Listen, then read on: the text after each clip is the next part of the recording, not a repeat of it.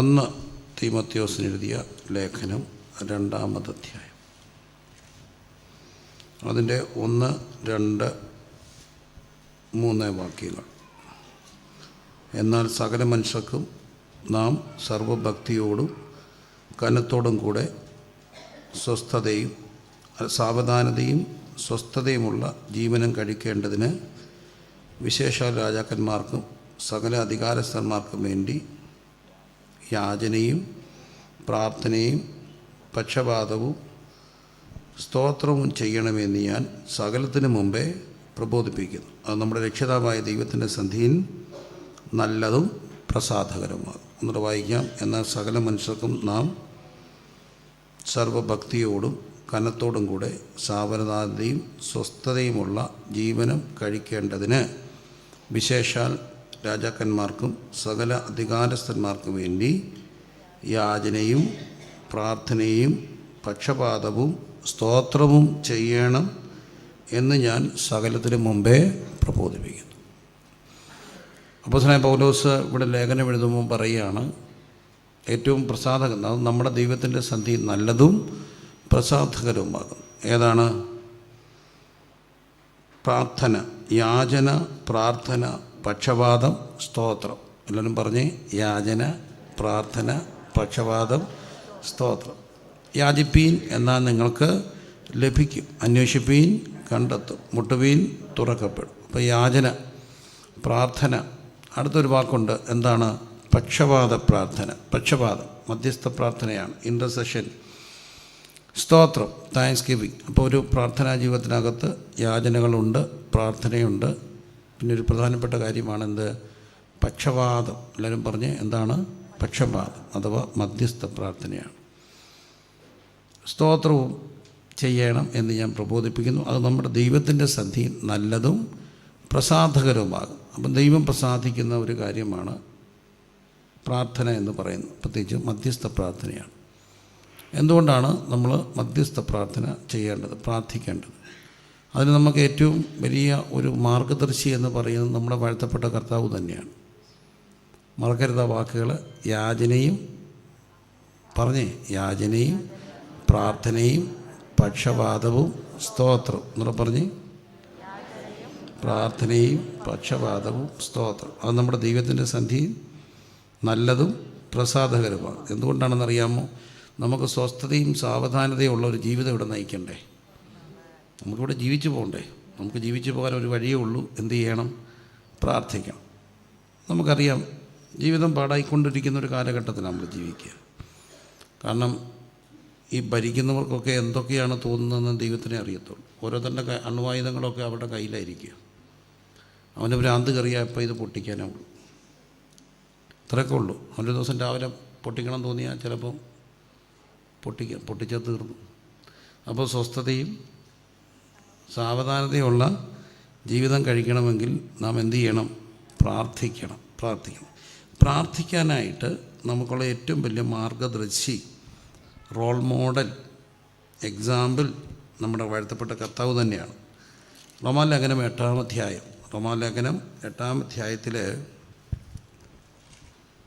അതിൻ്റെ 38 മുതലുള്ള റോമാലേഖനം 8-ാം. ഇത് സംബന്ധിച്ച് നാം എന്ന് പറയേണ്ടു, ദൈവം നമുക്ക് അനുകൂലമെങ്കിൽ നമുക്ക് പ്രതികൂലമാര്?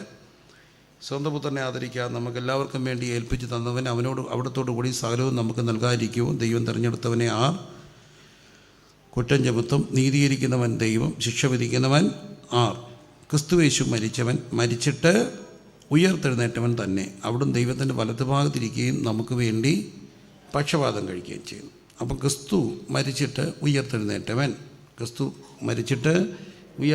ക്രിസ്തു ഇന്ന് നമുക്ക് വേണ്ടി ചെയ്യുന്ന ഏറ്റവും വലിയ കാര്യം എന്താണ്? മരിച്ചിട്ട് ഉയർത്തെഴുന്നേറ്റവൻ അവിടുന്ന് ദൈവത്തിൻ്റെ വലതുഭാഗത്തിരിക്കുകയും നമുക്ക് വേണ്ടി പക്ഷപാതം ചെയ്യുകയും ചെയ്യുന്നു. എല്ലാവരും പറഞ്ഞേ, ക്രിസ്തു നമുക്ക് വേണ്ടി എന്ത് ചെയ്യുന്നു? പക്ഷപാതം ചെയ്യുന്നു. ഇത് ഈ യോഗത്തിൻ്റെ പേരെന്താ? 21 ദിന ഉപവാസ പ്രാർത്ഥന. സമ്മതിച്ചേ? 21 ദിന ഉപവാസ പ്രാർത്ഥനയാണ്. 21 ദിന പ്രസംഗ മഹോത്സവം എന്നാണോ? അല്ല. 21 ദിന എന്താണ്? ഉപവാസ പ്രാർത്ഥനയാണ്. പക്ഷേ പലപ്പോഴും ഈ പ്രാർത്ഥന, ഉപവാസ പ്രാർത്ഥന എല്ലാം നടക്കുന്ന ഒരു കുഴപ്പം, പാട്ട് വർഷിപ്പുണ്ട്, പ്രസംഗമുണ്ട്. പ്രസംഗത്തിന് 1.5 മണിക്കൂർ കൊടുക്കും, അല്ലെ 2 മണിക്കൂർ കൊടുക്കും, ചില 3 മണിക്കൂർ എടുക്കും. എങ്ങനെ ആയാലും പ്രസംഗമുണ്ട്.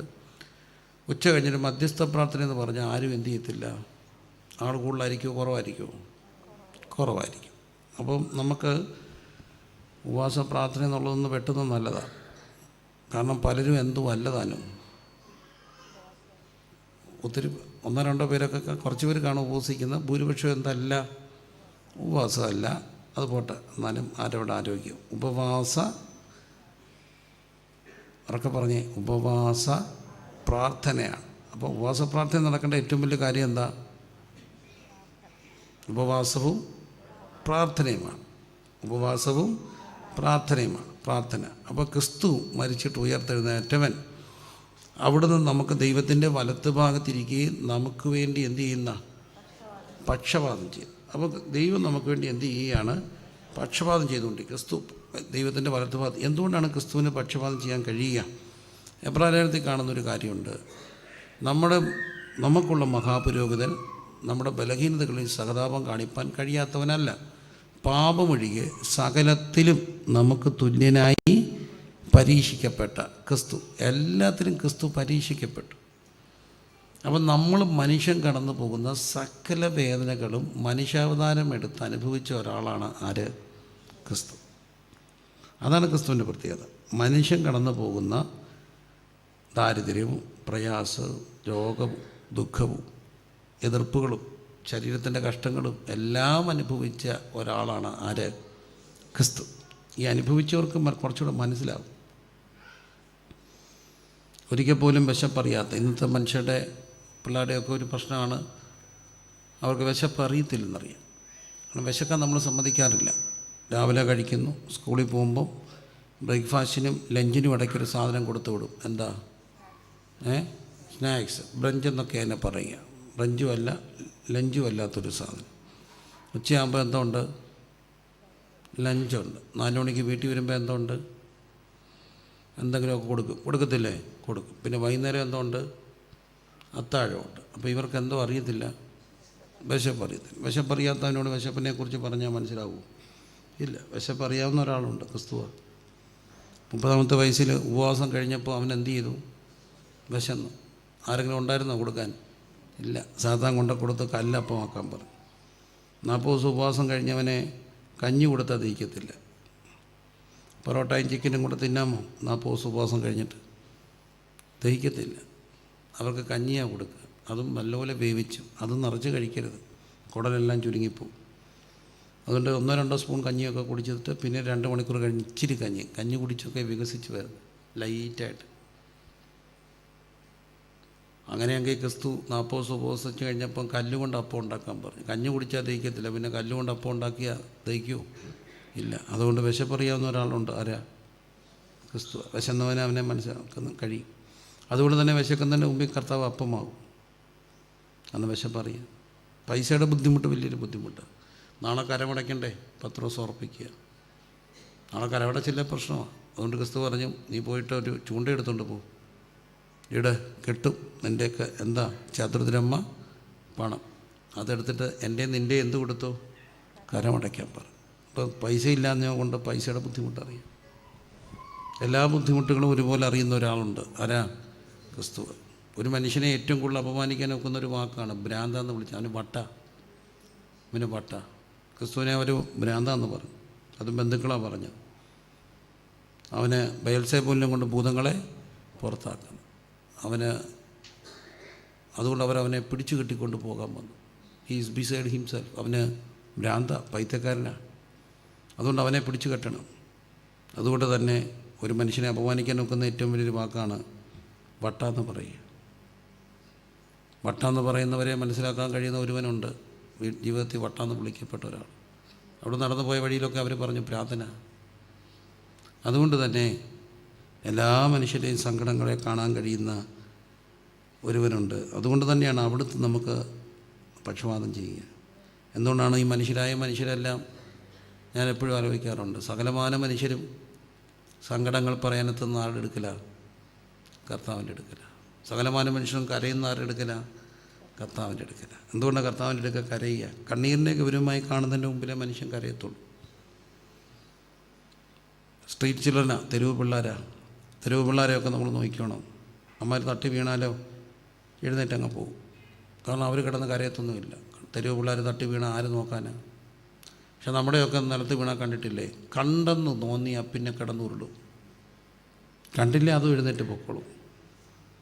കണ്ടാലോ പിന്നെ വരണം, എടുക്കണം, തൂക്കണം. ആ നിലത്തിട്ട് 3 ചവിട്ടൊക്കെ കൊടുക്കുന്നതാണ്. എന്തിനാണെന്നറിയത്തില്ല. അവനെ ഒന്ന് സന്തോഷിപ്പിക്കാനാണ്. എന്തുകൊണ്ടാണ് പിള്ളേർ കരഞ്ഞത്? നമ്മളും പറയും കണ്ടതിൻ്റെ മൂച്ച. കണ്ടില്ല കാണാത്തവർ കരച്ചിൽ കാണാൻ ആളില്ലെങ്കിൽ മനുഷ്യൻ എന്ത് ചെയ്യത്തില്ല? കരയത്തില്ല. എന്തുകൊണ്ടാണ് ഇവിടുത്തെ മുമ്പിൽ കരയുക? ക്രിസ്തുവിൻ്റെ മുമ്പിൽ മനുഷ്യൻ കരയുന്നത് ഒറ്റ കാര്യം കൊണ്ടാണ്. എല്ലാ കണ്ണീരിനെയും ഗൗരവമായി കാണുന്ന ഒരാളേ ഉള്ളൂ, കർത്താവ്. അതുകൊണ്ട് തന്നെയാണ് കർത്താവ് ചോദിക്കുന്ന ഒരു ചോദ്യമുണ്ട്. സ്ത്രീയെ, നീ എന്തിനെയാണ് തിരയുന്നത്? നീ ആരെയാണ് തിരയുക? നീ എന്തിനാണ് കരയുന്നത്? നീ എന്താണ് തിരയുന്നത്? നീ എന്താണ് കരയുന്നത്? ഉയർത്തെഴുന്നേറ്റ ക്രിസ്തു ആദ്യം ചോദിച്ച ചോദ്യം ഇതാണ്: നീ എന്തിനാണ് കരയുന്നത്? കാരണം സ്ത്രീയോടാണ് ചോദിക്കുക. കർത്താവിനും അറിയാവുന്നൊരു കാര്യമുണ്ട്. സ്ത്രീ കരയുന്നത് എന്തിനാണെന്ന് പലപ്പോഴും സ്ത്രീക്ക് പോലും അറിയത്തില്ല. എന്തോ അവളെ എന്തു ചെയ്യും? കരയിപ്പിക്കും. എന്നും കരയിക്കണം. സീരിയൽ കണ്ടു അവളെന്ത് ചെയ്യും? കരയും. ആകാശദൂത് എന്ന സിനിമ കണ്ടപ്പോൾ അവൾ കരഞ്ഞു. കേരളത്തിലെ മുഴുവൻ സീരിയലുകളും വിജയിച്ചതും അവൾ കരഞ്ഞതുകൊണ്ടാണ്. അപ്പം എന്തോ അവളെ എന്തു ചെയ്യും? കരയിക്കും. അതുകൊണ്ട് തന്നെ കർത്താവ് ചോദിക്കുന്നു. അതുകൊണ്ട് അവിടെ കണ്ണീരിനെ ആരും കാണാറില്ല. കെട്ടിയവൻ്റെ മുമ്പിൽ കരഞ്ഞാൽ അവൻ പറയും, തൻ്റെ വീടിനെ മൂക്കണ്ണീരൊരിപ്പിക്കുക, അയ്യേ മുങ്ങിക്കണ്ണി നടക്കുന്ന ചവിട്ടി വെച്ച് കൊടുക്കണമെന്ന് പറയും. പിള്ളേരുടെ മുമ്പിൽ കരഞ്ഞാൽ അറിയാം, അമ്മയ്ക്ക് കരഞ്ഞ് കാര്യം സാധിക്കാനേ അറിയത്തുള്ളൂ. അതുകൊണ്ട് തന്നെയാണ് ക്രിസ്തു അവളോട് ചോദിക്കുന്നുണ്ട്, നീ എന്തിനാണ് കരയുന്നത്? നീ ആരെയാണ് തിരയുന്നത്? ഇതുമാത്രം കണ്ണീരിനെ ഗൗരവമായി കാണുന്ന ആരാ ഉള്ളത്? അതുകൊണ്ടാണ് ഈ മനുഷ്യർ മുഴുവൻ ചെന്ന് കരയുന്നത്. ഒരാളുടെ അടുക്കൽ, ക്രിസ്തുവിൻ്റെ അടുക്കൽ. ചിലപ്പോഴൊക്കെ കാണാൻ പോകുന്ന വഴികളിലൊക്കെ കുരിശിൻ്റെ മുമ്പിലൊക്കെ ഇന്ന് വല്ലാതെ കരയുന്ന സഹോദരങ്ങൾ. നമുക്ക് രൂപാരാധനകളിൽ നാം വിശ്വസിക്കുന്നില്ലെങ്കിലും അതിനാണ് ക്രിസ്തുവിൻ്റെ മുമ്പിൽ അവർ കരയുക. ഒരു വിശ്വാസമാണ്, ഒരു ഉറപ്പാണ്. കണ്ണീരിനെ ഗൗരവമായി ആര് കാണും? കർത്താവ് കാണും. അപ്പോൾ അതുകൊണ്ട് തന്നെ ക്രിസ്തു നമുക്ക് വേണ്ടി എല്ലാം അനുഭവിച്ച കർത്താവ് നമുക്ക് വേണ്ടി പിതാവിൻ്റെ വലതുഭാഗത്തിരുന്നു കൊണ്ട് എന്ത് ചെയ്യുന്നു? മധ്യസ്ഥ അണയ്ക്കുകയാണ്. അപ്പോൾ ഏറ്റവും വലിയ മധ്യസ്ഥതയ്ക്ക് ഉദാഹരണമെന്ന് പറയുന്നത്, റോൾ മോഡൽ എന്ന് പറയുന്നത് ആര് തന്നെയാണ്? കർത്താവ് തന്നെയാണ്. അരകാശിന് മുതലില്ലാതെ തലചായ്പാനും സ്ഥലമില്ലാതെ, അരകാശിനും മുതലില്ലാതെ തലചായ്പാനും സ്ഥലമില്ലാതെ 33 കൊല്ലം പാർത്തേരത്തിൽ പാർത്തല്ലോ നീ. 33 കൊല്ലം പാർത്തേലത്തിൽ. കർത്താവേ, നിൻ രൂപമേനിക്കെല്ലായ്പ്പോഴും സന്തോഷമേ. രൂപം എനിക്കെല്ലായ്പ്പോഴും സന്തോഷമേ. സ്വർഗത്തിലും ഭൂമിയിലും ഇതുപോലില്ലോ രൂപം വേറെ. സ്വർഗത്തിലും ഭൂമിയിലും ഇതുപോലില്ലോ. ജന്മസ്ഥലം വഴിയമ്പലം ശയ്യാഗ്രഹം പുൽക്കൂടാക്കി.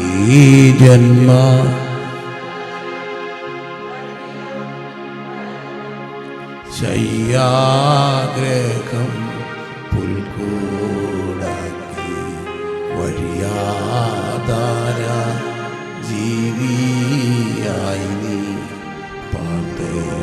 ഭൂലോകത്തെ സന്ദർശിച്ചു. വഴിയാതാര ജീവിയായി നീ ഭൂലോകത്തെ. ഓ കർത്താവേ, നിൻ എല്ലായ്പ്പോഴും സന്തോഷമേ. കർത്താവേ, നിൻ രൂപമേനി എല്ലായ്പ്പോഴും സന്തോഷമേ. സ്വർഗത്തിലും ഭൂമിയിലും ഇതുപോലില്ലോ രൂപം. സ്വർഗത്തിലും ഭൂമിയിലും ഇതുപോലില്ലോ. ജന്മസ്ഥലം വഴിയമ്പലം ശയ്യാഗ്രഹം പുൽക്കൂടാക്കി. ജന്മസ്ഥലം വഴിയമ്പലം ശയ്യാഗ്രഹം പുൽക്കൂടാക്കി. വഴിയാധാര ജീവിയായി നീ ഭൂലോകത്തെ സന്ദർശിച്ചു. ഓ വഴിയാധാര ജീവിയായി നീ ഭൂലോകത്തെ സന്ദർശിച്ചു. കർത്താവേ, നിൻ രൂപം എനി എല്ലായ്പ്പോഴും സന്തോഷമേ. കർത്താവേ, നിൻ രൂപം എനി എല്ലായ്പ്പോഴും സന്തോഷമേ. സ്വർഗത്തിലും ഭൂമിയിലും ഇതുപോലില്ലോ രൂപം വേറെ. സ്വർഗത്തിലും ഭൂമിയിലും ഇതുപോലില്ലോ രൂപം വേറെ.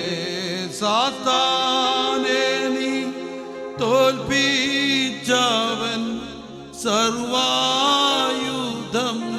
കവർന്നല്ലോ. സാത്താനെ നീ തോൽപ്പിച്ചവൻ സർവായുധം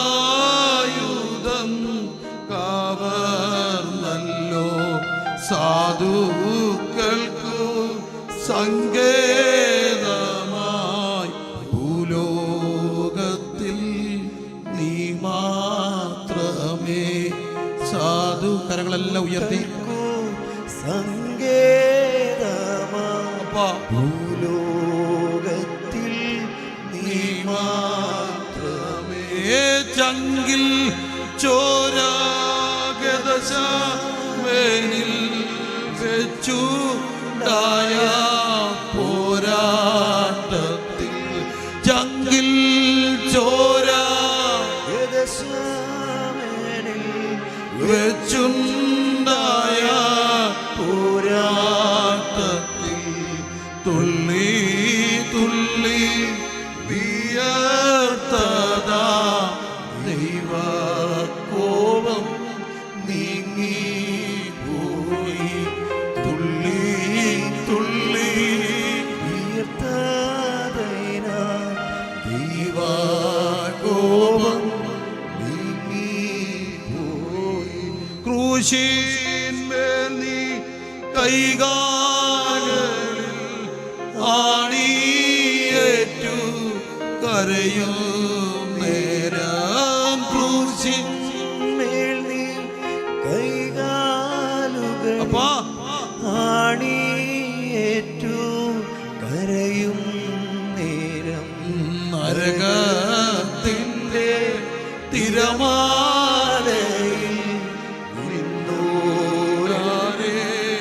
രക്ഷിച്ചു നീ. നരകത്തിൻ്റെ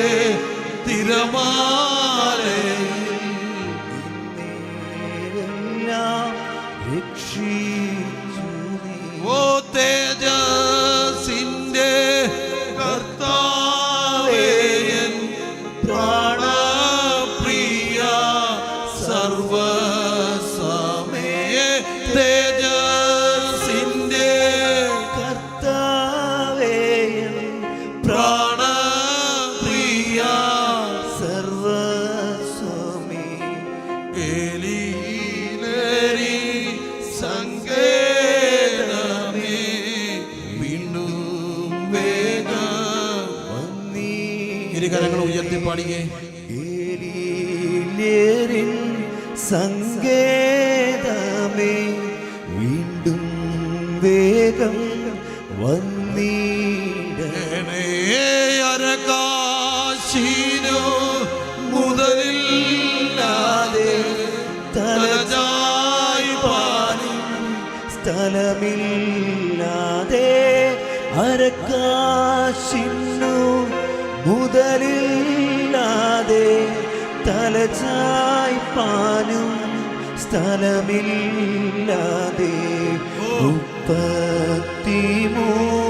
33 കൊല്ലം പാർത്തലത്തിൽ പാർത്തല്ലോ നീ. 33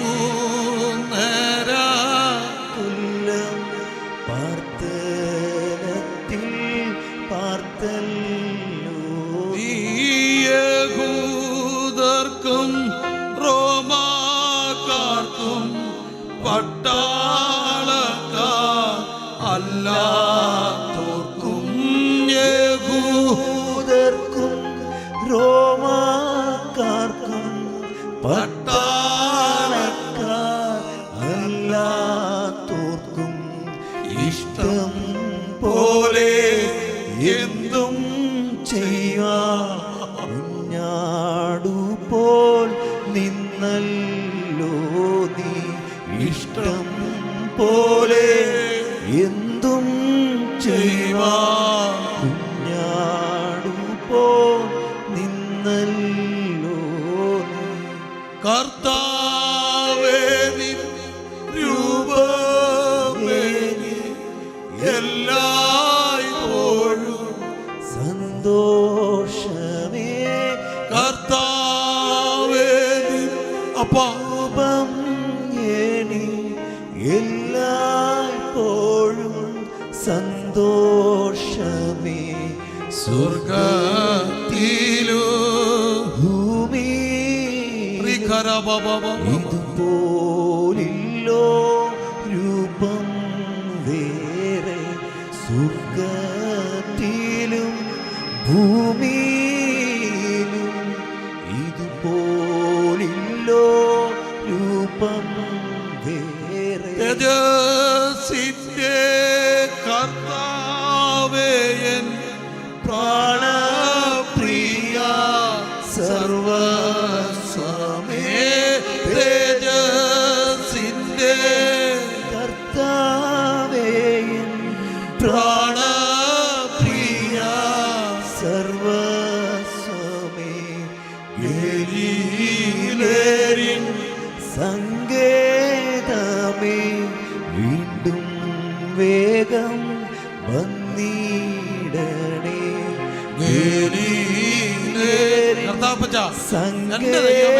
എല്ലാരും പ്രാർത്ഥിക്കാം. വീണ്ടും ഇതുപോലെ എല്ലാ മനുഷ്യരെ അറിയാൻ കഴിയുന്ന ഒരുവനും ഇല്ല കേട്ടോ. ഗലീലേരി സങ്കേതമേ വീണ്ടും വേഗം വന്നിടണേ. ഗലീലേരി സങ്കേതമേ വീണ്ടും വേഗം വന്നിടണേ.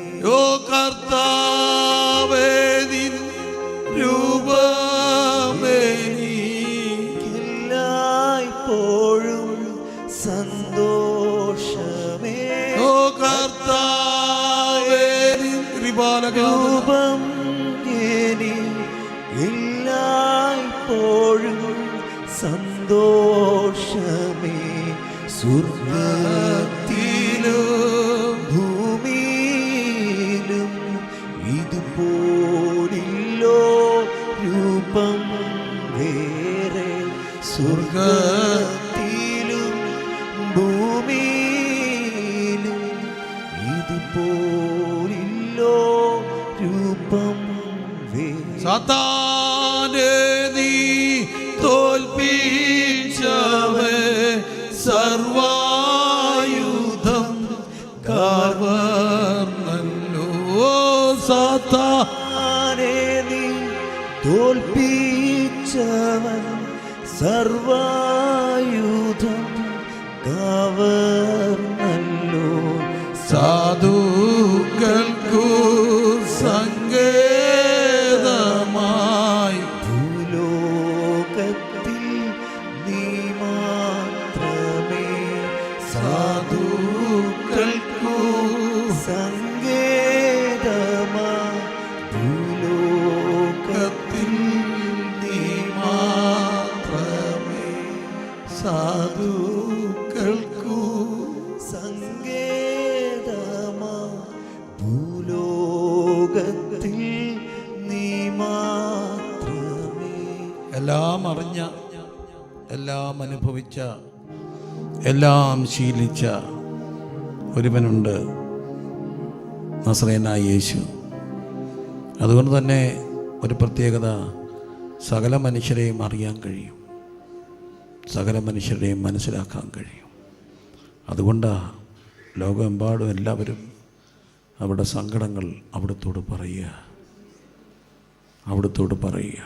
മുഴുവൻ പേരെ അറിയാൻ കഴിയുന്ന 33 വർഷത്തെ കൊച്ചു ആയുസ് കൊണ്ട് ഒരു മനുഷ്യൻ കടന്നു പോകുന്ന സകല വേദനകളിലൂടെയും കടന്നുപോയ, ചെറുപ്പത്തിൻ്റെ നല്ല യൗവനത്തിൽ മരണത്തിൻ്റെ വേദന ആവോളം അനുഭവിച്ച, വിശപ്പിൻ്റെ രുചി അറിഞ്ഞ, ഒറ്റപ്പെടൽ അനുഭവിച്ച, ഭ്രാന്തനെന്ന് വിളി കേട്ട, ആക്ഷേപിക്കപ്പെട്ട, ചാട്ടവാർ കൊണ്ടടിയേറ്റവൻ, മുഖത്ത് തുപ്പലേറ്റവൻ, ഇന്നലെ എല്ലാവരും ജയം വിളിച്ചിട്ട് അടുത്ത ദിവസം നിന്നെ വേണ്ടെന്ന് പറഞ്ഞവൻ, സകലരെ അറിയാൻ കഴിയുന്ന ഒരുവനുണ്ട്. അതുകൊണ്ട് അവിടുന്ന് നമുക്ക് മധ്യസ്ഥനായി മാറുന്നത്. ആകാശത്തിൻ്റെ കീഴിൽ ഭൂമിക്ക് മുകളിൽ ഏക മധ്യസ്ഥൻ യേശു. പക്ഷെ എന്തുകൊണ്ടാണ് മധ്യസ്ഥ അണയ്ക്കാൻ കഴിയുന്നത്? ഒരുവൻ ചെന്ന് സങ്കടം പറയുമ്പോൾ ഒരിക്കലും പറയില്ല നിനക്ക് വേറെ പണിയില്ല. ഒറ്റ പെട്ടുപോയ മനുഷ്യർ അവരുടെ വേദനകൾ ചിലപ്പം കേൾക്കുമ്പോൾ ഹന്ന കരയുക. അവളുടെ ശബ്ദം പുറത്തു വരാനില്ല. പുരോഹിതൻ ചെയ്തത് അവൾ മദ്യപിച്ചെന്ന് ഓർക്കുക. പക്ഷെ ഞരക്കം പോലും തിരിച്ചറിയുന്ന ഒരുവനുണ്ട്, യേശുവ. ഒരു കുരുടൻ ആൾക്കൂട്ടത്തിൻ്റെ ഇടയിൽ നിന്നുകൊണ്ട് ഉറക്കെ വിളിക്കുന്നു, യേശുവേ ദാവീദ് പുത്ര. ഈ ബഹളങ്ങൾക്കിടയിൽ അവൻ്റെ ശബ്ദം ആര് കേൾക്കാൻ? പക്ഷെ അതും കേട്ടവൻ. തിരക്കുകൾക്കിടയിൽ ഒരുവൻ ഓടി കാട്ടത്തിന്മേ കയറി, ആര് ശ്രദ്ധിക്കാൻ? പക്ഷെ അവിടെ വന്നപ്പം മേപ്പോട്ട് നോക്കിയിട്ട് പറഞ്ഞു, സക്കായി ഇറങ്ങി വാ. 2 പെങ്ങന്മാരുടെ കരച്ചിൽ കണ്ടിട്ട് അവിടെ ചെന്ന് അവരോടൊപ്പം കരഞ്ഞു. സാധുക്കൾക്കു സങ്കേതമായി ഭൂലോകത്തിൽ നീ മാത്രമേ. സാധുക്കൾക്കു സങ്കേതമായി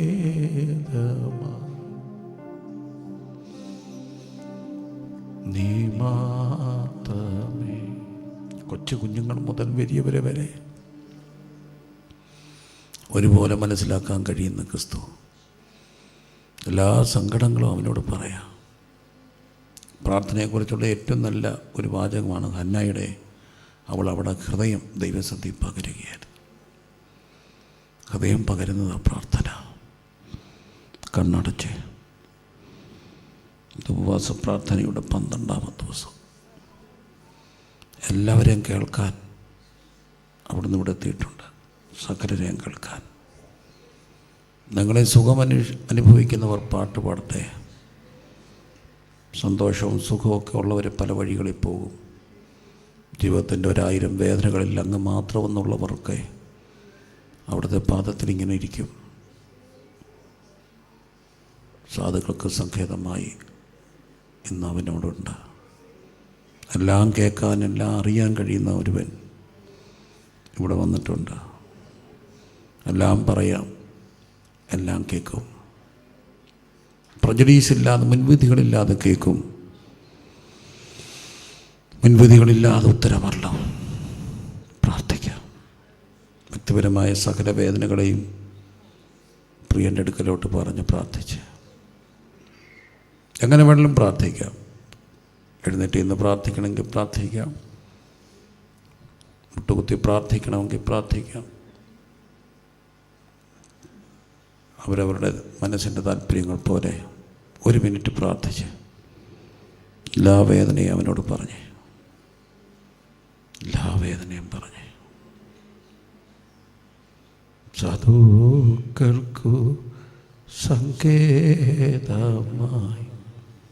ഭൂലോകത്തിൽ നീ മാത്രം. സാധുക്കൾക്ക്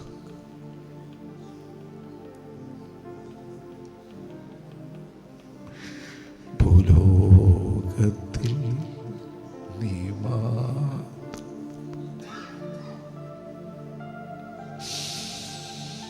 സാധു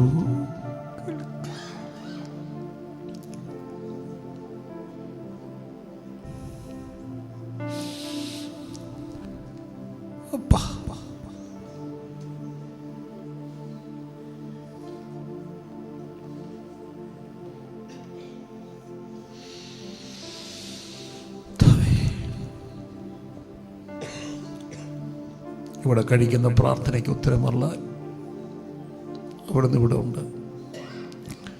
2-3 പേർ എൻ്റെ നാമത്തിൽ കൂടി വരുന്നിടത്ത് അവിടുന്ന് വരാമെന്ന് പറഞ്ഞിട്ടുണ്ട്.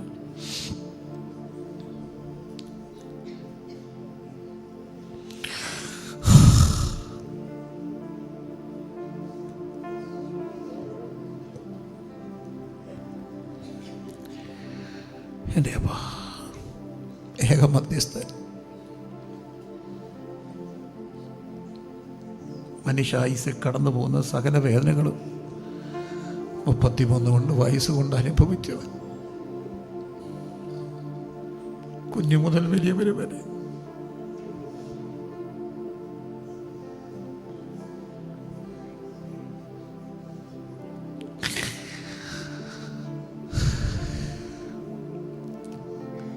അരകാശിന് മുതലില്ലാതെ തലചായ്പാനും സ്ഥലമില്ലാതെ, അരക മുതലില്ലാതെ തലചായ്പാനും സ്ഥലമില്ല.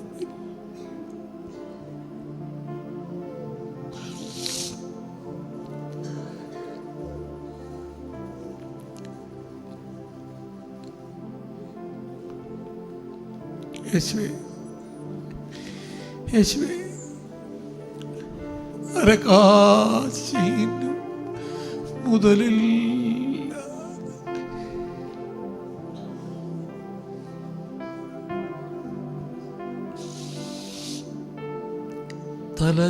തലചായ്പാനും സ്ഥലമില്ലാതെ 33 കൊല്ലം ഭൂലോകത്തിൽ പാർത്തല്ലോ നീ.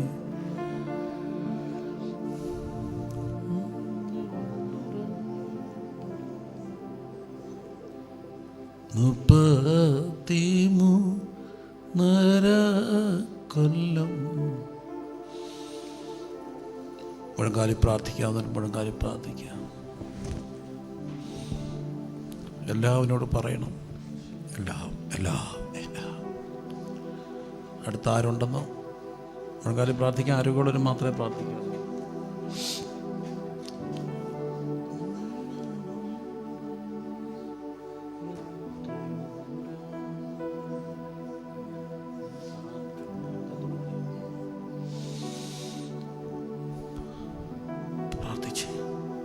അന്ന ഹൃദയം പകർന്നു. അന്ന ഹൃദയം പകർന്നു.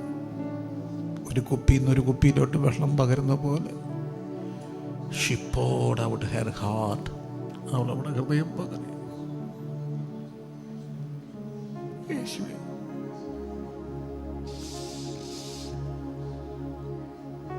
യേശുവേ,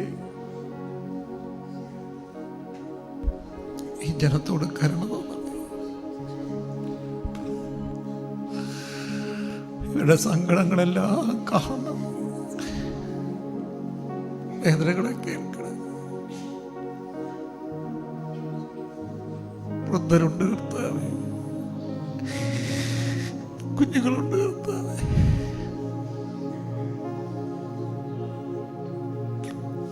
കരുണ കാണിക്കണം.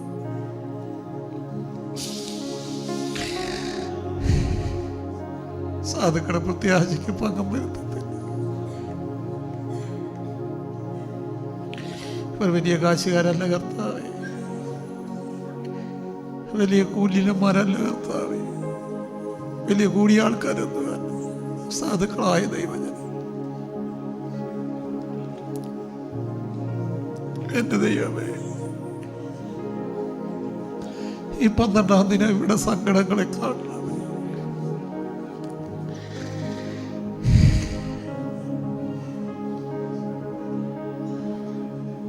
ഈ 12-ാം ദിനം ഈ മക്കളുടെ സമാധാനം,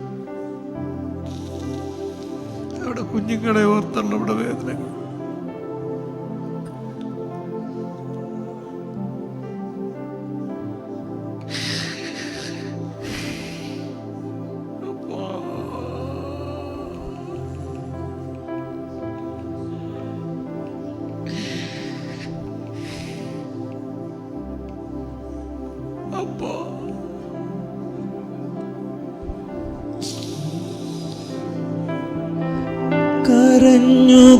കരഞ്ഞുകൊണ്ടുറങ്ങിയ എത്രയോ രാവുകൾ ജീവിതയാത്രയിൽ കഴിഞ്ഞു പോയി. കരഞ്ഞുകൊണ്ടുറങ്ങിയ എത്രയോ രാവുകൾ ജീവിതയാത്രയിൽ കഴിഞ്ഞു പോയി. ഞെട്ടിയുണർന്നു നോക്കുമ്പോൾ താങ്ങും തലോടലുമായി നാഥൻ ചാരിയുണ്ട്. ഞെട്ടിയുണർന്നു നോക്കുമ്പോൾ താങ്ങും തലോടലുമായി നാഥൻ ചാരിയുണ്ട്. നന്ദിയാൽ നിറയുന്നു എന്നന്തരംഗം, മനമേ നടത്തിയ വിധങ്ങളെ ഓർത്ത്. നന്ദിയാൽ നിറയുന്നു എന്നന്തരംഗം, മനമേ നടത്തിയ വിധങ്ങളെ ഓർത്ത്. ഒന്നിനും കുറവില്ലാതെ നടത്തുന്ന ഇമ്മാനുവേലേ, അങ്ങേക്കു നന്ദി. ഒന്നിനും കുറവില്ല. ഈ ജനത്തോട് ഇന്ന് കരുണ തോന്നണേ. ഇത് ഉപവാസത്തിന്റെ 12-ാമത്തെ ദിവസം. ഈ ജനത്തോട് കരുണ തോന്നണമേ. ദാസനോട് കരുണ തോന്നണമേ. ഈ പ്രാർത്ഥനകളിൽ വലിയ അത്ഭുതങ്ങൾ നടക്കണമേ.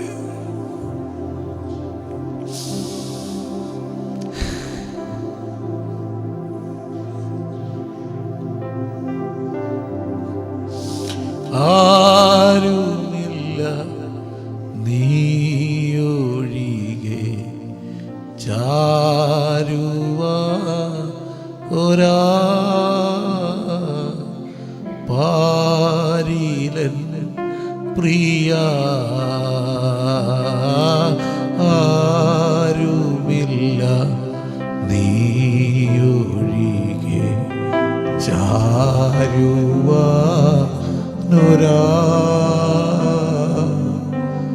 പാരിലൻ പ്രിയ.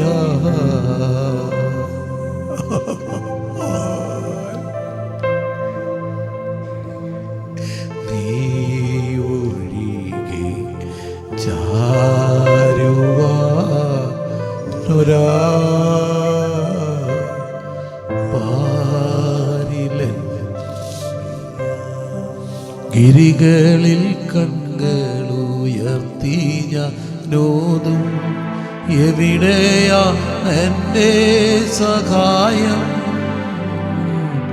ഗിരികളിൽ കണ്ണുകളുയർത്തി ഞാനോതും, എവിടെയാണ് എൻ്റെ സഹായം? വരുമൻ സഹായം ഉലകമാകാശം ഇവയുളവാക്കിയ നിന്നാ ആരുമില്ല. കരമുയർത്തി പാടുകയും നീ ഒഴികെ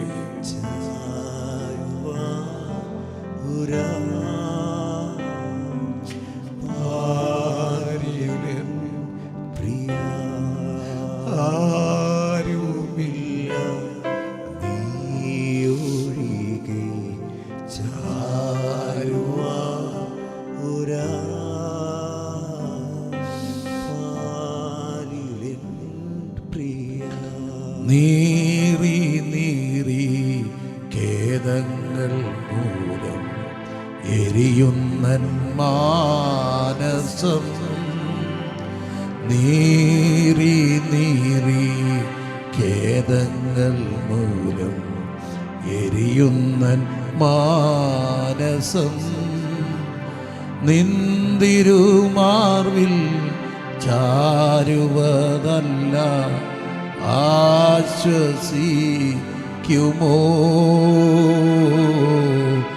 ആശ്വസിക്കുമോ? ആരുമില്ല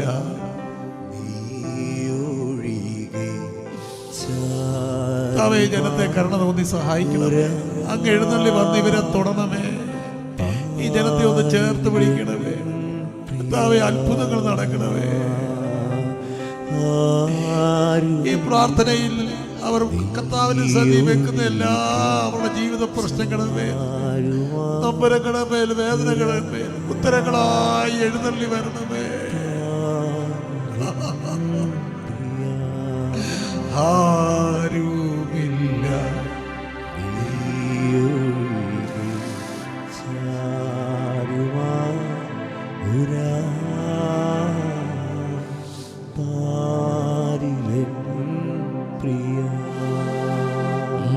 നീറി നീറി ഖേദങ്ങൾ മൂലം എരിയുന്നൻ മാനസം, നീറി നീറി ഖേദങ്ങൾ മൂലം എരിയുന്നൻ മാനസം, നിന്തിരുമാർവിൽ ചാരുവതല്ല ആശ്വസിക്കുമോ,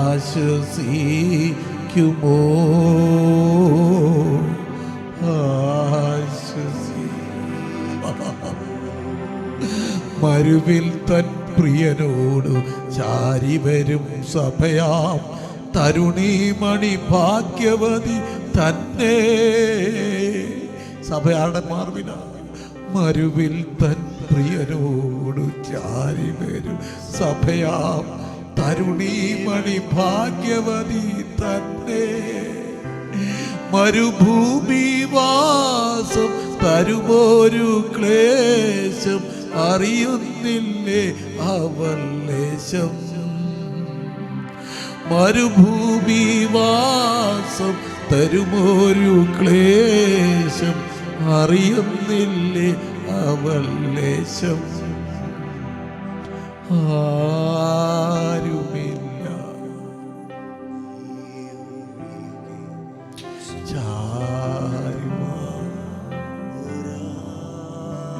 അങ്ങ് മാത്രം, അങ്ങ് മാത്രം,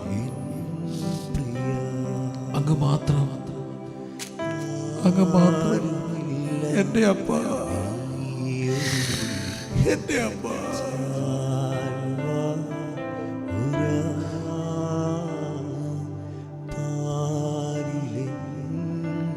കുഞ്ഞുങ്ങൾക്ക് വേണ്ടി വിങ്ങിക്കരയുന്നവരിനകത്തുണ്ട് കർത്താവേ.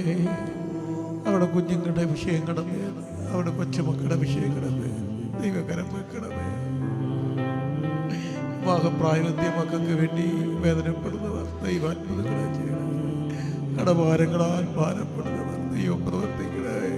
രോഗങ്ങളാൽ ബാധിക്കപ്പെട്ടവർ, വീടില്ലാത്തവർ, ദാവീദിന്റെ കൂടെ ഉള്ളതുപോലെ ഞെരുക്കവും കടവും പ്രയാസവും കഷ്ടങ്ങളും ഉള്ള കുറെ പേർ യേശുവേ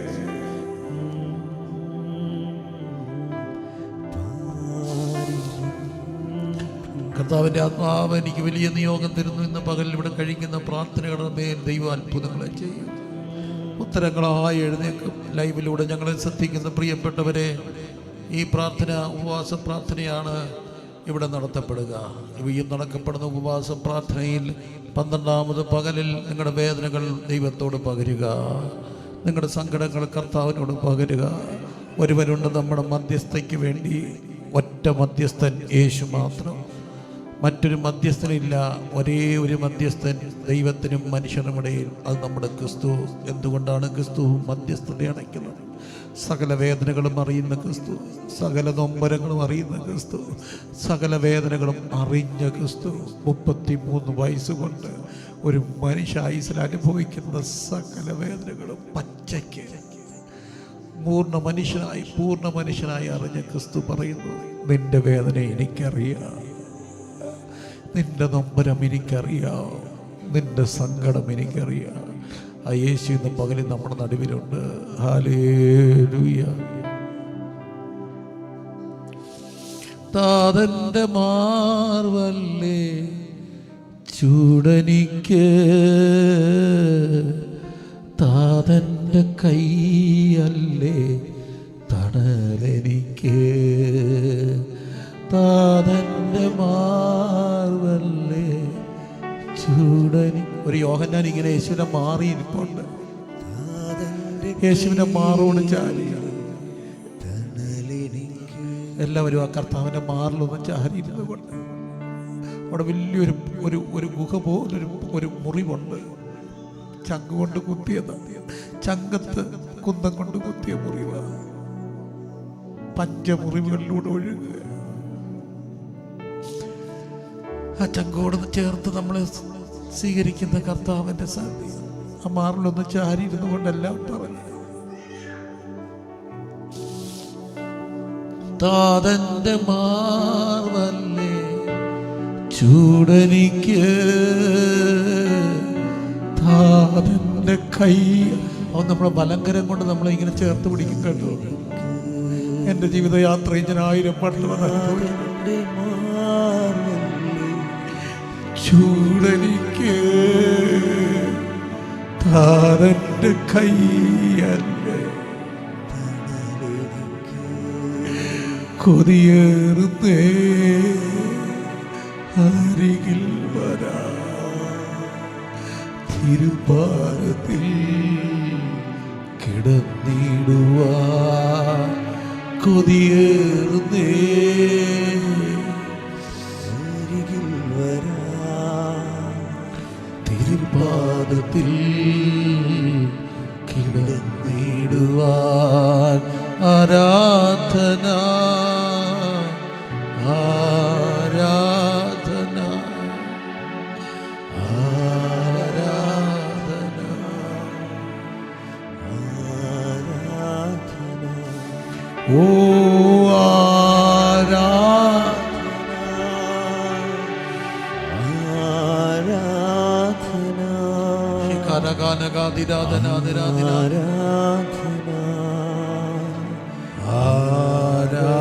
ആരാധന. നീ എൻ്റെ സങ്കേതവും നീ എൻ്റെ കോട്ടയും നീ എൻ്റെ പ്രാണനാഥൻ, നീ എൻ ദൈവം, നീ എൻ്റെ സങ്കേതം, അങ്ങൻ്റെ കോട്ടയും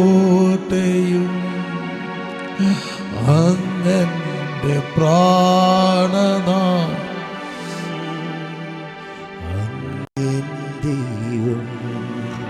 ആരാധിക്കും ഞാൻ പൂർണ്ണ ഹൃദയമോടെ,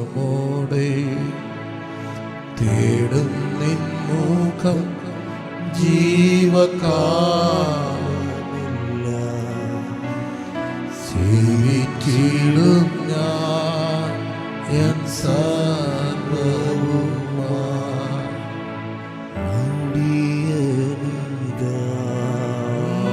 അടിയനി.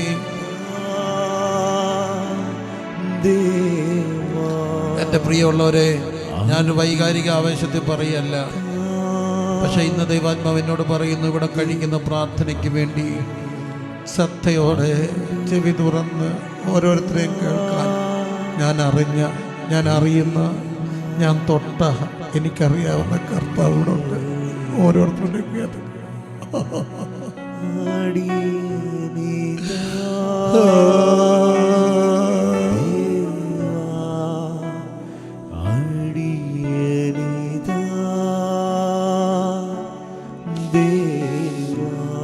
ഓ അടിയനിതാ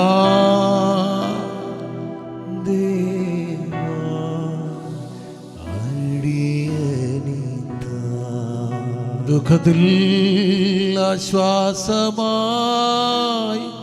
രോഗത്തിൽ എൻ സൗഖ്യമായി, ഘോരവിപത്തുകളിൽ എന്നെ താൻ ശാശ്വത ഭുജങ്ങളാൽ മാർവോടണച്ചിടും ഈ സ്നേഹസ്വരൂപൻ ആത്മസ്നേഹ. ഈ വിഷം പറഞ്ഞതുകൊണ്ട് വിഷം നമ്മുടെ മുമ്പിൽ അവൻ അപ്പമായിട്ട് വരും. രോഗം ശീലിച്ചതുകൊണ്ട് അവൻ സൗഖ്യമായി വരും. വേദന അറിഞ്ഞതുകൊണ്ട് അവിടുന്ന് ആശ്വാസമായി വരും. ഒറ്റപ്പെടൽ അറിഞ്ഞതുകൊണ്ട് അവൻ ചേർത്ത് പിടിക്കാൻ വരും. അതെ യേശു ഈ സ്നേഹസ്വരൂപൻ ആത്മസ്നേഹിതൻ, ദുഃഖത്തിൽ ആശ്വാസമായി, രോഗത്തിൽ എൻ സൗഖ്യമായി, ഘോരവിപത്തു കേളിലെന്നെ താൻ ശാശ്വത ഭുജങ്ങളാൽ ഈ സ്നേഹസ്വരൂപനൻ, ഈ സ്നേഹസ്വരൂപനൻ, ഈ സ്നേഹസ്വരൂപനൻ, യെസ്, ഈ സ്നേഹസ്വരൂപനൻ. സ്നേഹസ്വരൂപം വന്നിട്ടുണ്ട് കേട്ടോ. ആത്മസ്നേഹിതനായ ക്രിസ്തു. ആ കർത്താവിനോട് പറ, ഒരു സ്നേഹിതനെ പോലെ. കുഞ്ഞുങ്ങളൊക്കെ പറയത്തില്ലേ, ഇതെൻ്റെ ചങ്കാണ്, ചങ്ക് ബ്രോയാണ്. അതെ, നമ്മുടെ ചങ്കിനോട് ചേർത്ത് പിടിക്കുന്ന സ്നേഹിതൻ, നമ്മുടെ ചങ്ക് സ്നേഹിതൻ. കർത്താവിനോടെല്ലാം പറഞ്ഞ് യോഹന്നാൻ ആ ചങ്കിനെ ചാരിയിരുന്നത് പോലെ ചാരിയിരുന്നത്. എന്തു നല്ലോർ സഖിയേശു, പാപ ദുഃഖം വഹിക്കും, എല്ലാം യേശുവോടു ചെന്ന്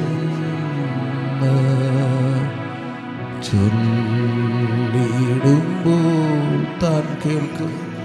ഗതസമനയുടെ തീവ്രവേദനയിൽ നമ്മുടെ കാഴ്ത്തപ്പെട്ട കർത്താവ് ശിഷ്യരോട് പറയുന്നു, നിങ്ങൾ എന്നോടൊപ്പം ഉണർന്നിരുന്ന് പ്രാർത്ഥിപ്പാൻ. അവർക്ക് പക്ഷേ അത് കഴിഞ്ഞില്ല. യേശു ഒരു കല്ലേറ് ദൂരം വാങ്ങിപ്പോയി മുട്ടുകുത്തി പ്രാർത്ഥിച്ചു.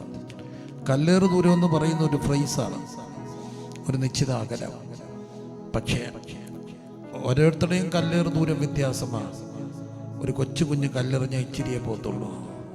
ആരോഗ്യമുള്ള ചെറുപ്പക്കാരൻ കല്ലെറിഞ്ഞാൽ നല്ല ദൂരം പോകും. വിറയ്ക്കുന്ന കരങ്ങളുള്ള അപ്പച്ചൻ കല്ലെറിഞ്ഞ ഇച്ചിരിയെ പോകത്തുള്ളൂ. കല്ലേറ് ദൂരത്തുണ്ടെന്ന് പറഞ്ഞാൽ അവനവൻ്റെ ദൂരത്തിലുണ്ട്, അവനവൻ്റെ ദൂരത്തിൽ. പ്രാർത്ഥനയിൽ ഞാൻ കേട്ട ഏറ്റവും നല്ലൊരു കാര്യം, ഹൃദയസ്പർശിയായ ഒരു രംഗം. ഒരു കൊച്ചു കുഞ്ഞ്, 2ാം ക്ലാസ്സിലൊക്കെ പഠിക്കുന്നൊരു കുഞ്ഞ്, അവൻ ഇച്ചിരി ബുദ്ധിക്ക്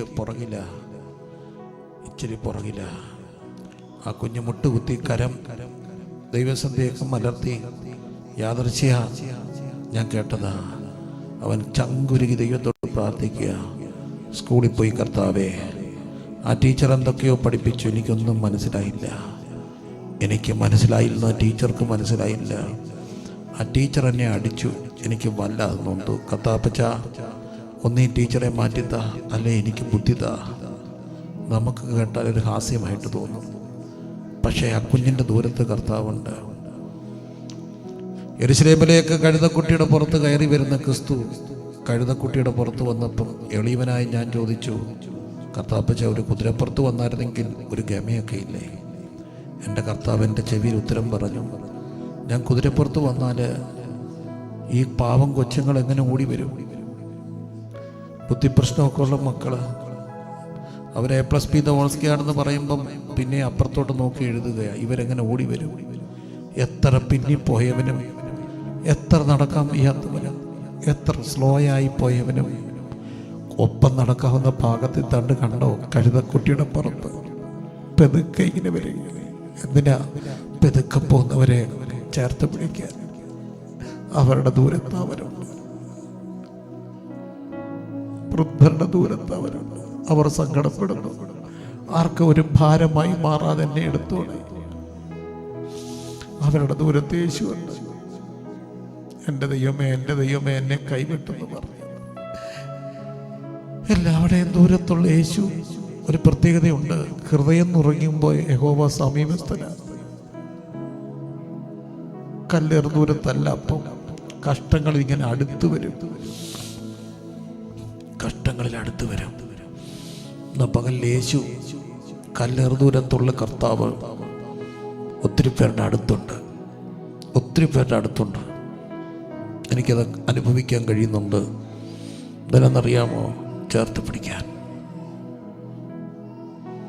പിതാവേ, ഇന്ന് പകലിൽ ഉപവാസ പ്രാർത്ഥനയിൽ ഞങ്ങളുടെ പ്രിയരായവർ അങ്ങയോടെല്ലാം പറയുക, എല്ലാം പറയും.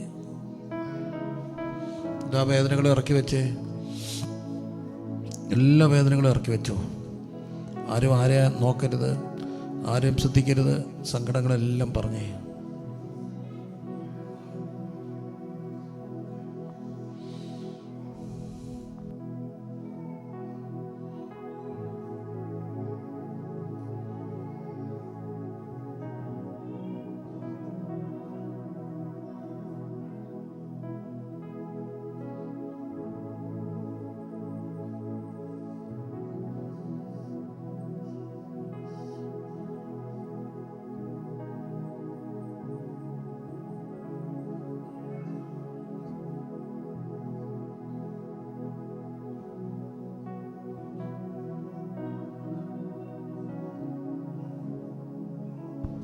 ദൈവമേ,